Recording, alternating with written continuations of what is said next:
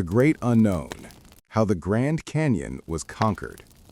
Imagine standing at the edge of a chasm so vast, so deep, and so utterly alien that the sight of it could drive a man mad.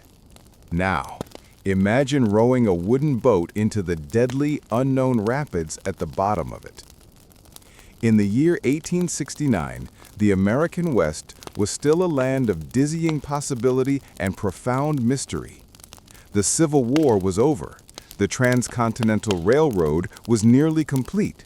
And yet, there was a monstrous blank space on the maps, a place of terrifying legend that few white men had ever seen and none had ever truly traversed: the Grand Canyon.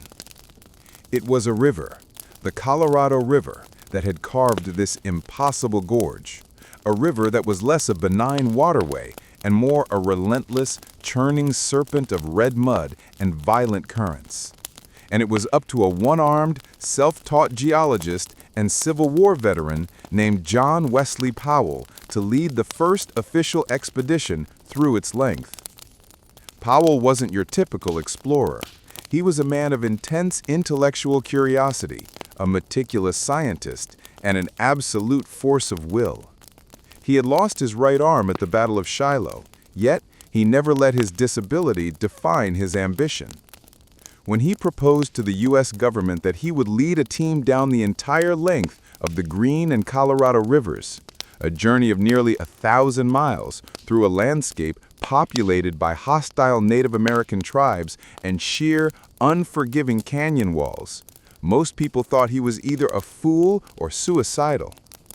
"You might as well ask me to sail up to the moon," one surveyor famously scoffed. But Powell was determined. He had a vision not of conquest, but of understanding. This journey was not about staking a flag. It was about charting the geological history of the continent, proving the viability of the West's water resources, and revealing the staggering beauty of America's great unknown: the boats and the men. In May 1869, Powell gathered a motley crew of 9 men, including his younger brother Walter, a brooding Civil War veteran haunted by his time in Andersonville prison, and hardened mountain men like the O'Driscoll brothers. They were equipped with 4 custom-built, heavy wooden boats. 3 were sturdy 21-foot pine boats designed for the rough water, and 1, the Emmeline, was smaller and faster.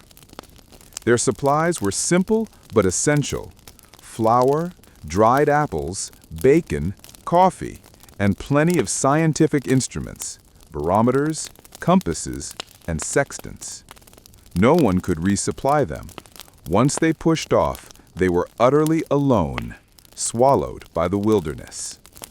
They launched from Green River Station, Wyoming Territory.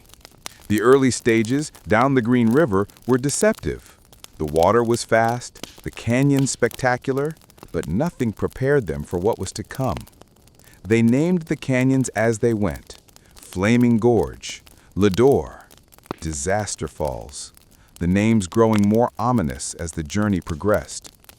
It was at Disaster Falls on June 9th that the expedition received its brutal baptism. The roaring of the rapids was deafening. Powell, perched on a cliff edge, signaled the lead boat to pull ashore, but the man at the oars misjudged the current. The boat, carrying a large portion of their precious flour, scientific gear, and tools, was instantly sucked into the whirlpools and smashed against the black, jagged rocks. It was utterly destroyed. The men barely survived. They dragged the splintered pieces onto the shore, salvaging what little they could, now drenched and ruined. Half their food was gone. All their barometers, the vital tools for measuring elevation and charting the map, were lost. It was a crushing, catastrophic blow less than a month into the journey. A lesser man would have turned back, but Powell, seeing the demoralized faces of his crew, simply stated, "Gentlemen, we have a long way to go and many lessons to learn." The real test, the descent into the monstrous Grand Canyon, began in August. By then, the men were exhausted, their clothes in rags, their bodies lean and sun-scorched. The flour they had left was now a sour, moldy sludge. The bacon was rancid. The river had become a terrifying, narrow chute, the walls of the canyon towering thousands of feet above them, so high that the sun only reached the river for a few hours a day. The scale of the gorge was incomprehensible. They were sailing through the very foundations of the earth, watching millions of years of geological history unfold on the vertical pages of stone. Every mile brought a new furious set of rapids, a chaos of white water where massive rocks, the size of houses, lay hidden beneath the current, ready to rip the bottoms out of their fragile wooden boats. Powell developed a simple but terrifying routine. Whenever they heard the telltale roar of a rapid ahead, they would beach the boats. Powell would then climb high up the canyon wall, often using the stump of his right arm for balance to scout the run. If the rapid looked too dangerous, a cascade of boulders and sheer drops, they would be forced to portage their supplies.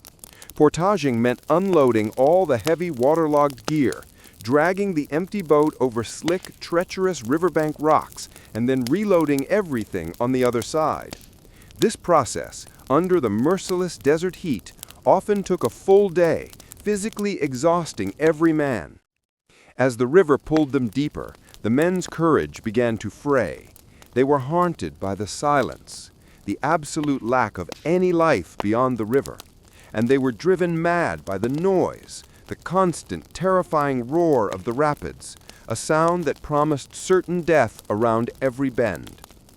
The most crucial question was not if they would survive, but when the river would finally break them.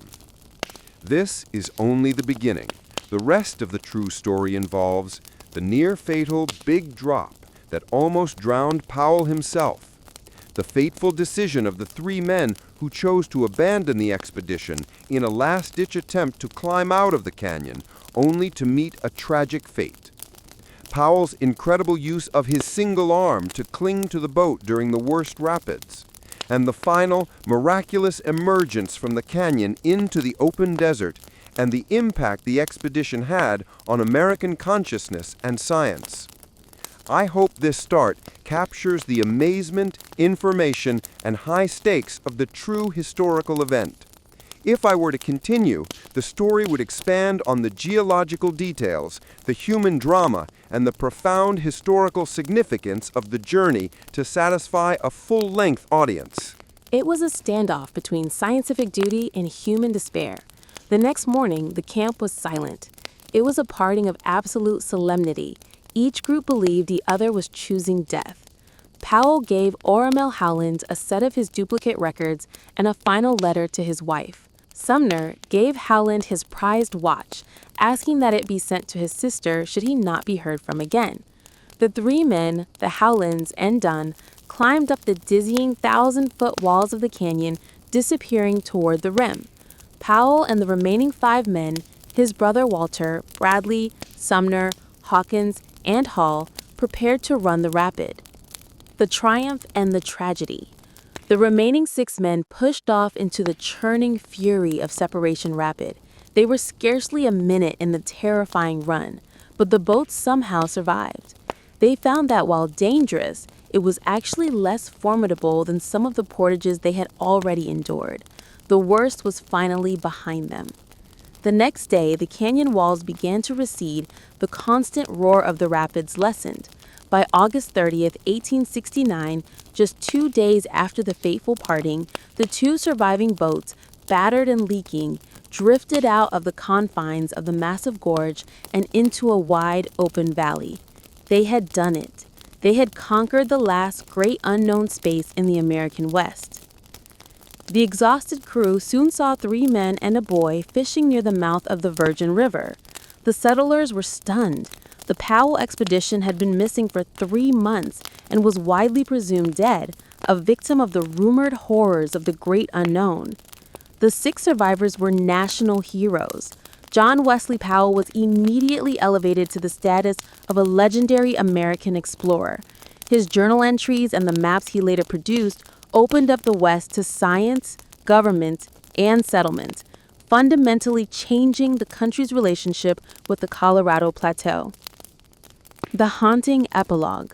But the triumph was forever shadowed by the tragedy of the 3 men who left. Powell learned the crushing news a week later. Oramel and Seneca Howland and Bill Dunn, having successfully climbed out of the mile-deep canyon, had encountered a small party of Chivwoods Paiutes far from the river. The full tragic truth is often debated, but the accepted history is a grim irony of timing and mistaken identity. The Paiute band, living isolated in the harsh desert, had recently been victimized by a band of prospecting miners who had killed a Paiute woman.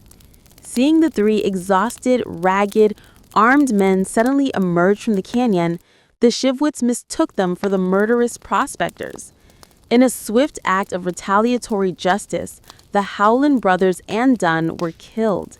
They had endured 3 months of the most dangerous river journey in American history, only to perish from a tragic, terrible misunderstanding just miles and 2 days short of salvation. The Powell expedition stands as one of the most astonishing feats of American exploration, revealing the Grand Canyon to the world and launching Powell's career as a visionary champion for the West's development. Yet, it remains a story defined by its narrow margins, the difference between 2 days on the river and a fatal climb out of it, the razor-thin line between a hero's triumphant return and the silent, forgotten grave of a desperate escapee. The river had spared 6 men, but the land had claimed the other 3.